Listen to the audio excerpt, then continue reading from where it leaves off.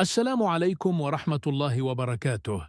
سنتكلم اليوم على كل من الموعد والتوقيت والقناة الناقلة بين كل من نادي وفاق سطيف وأتلتيك بارادو، وذلك في الجولة 24 من الدوري الجزائري. إذن فيما يخص الموعد والتوقيت، فسوف تلعب المباراة يوم هذا الخميس في 24 من هذا الشهر، وذلك بداية من الساعة 6 مساءً حسب توقيت المغرب والجزائر وتونس. وستنقل المباراة على قناة الشبابية 6 للتلفزيون العمومي الجزائري.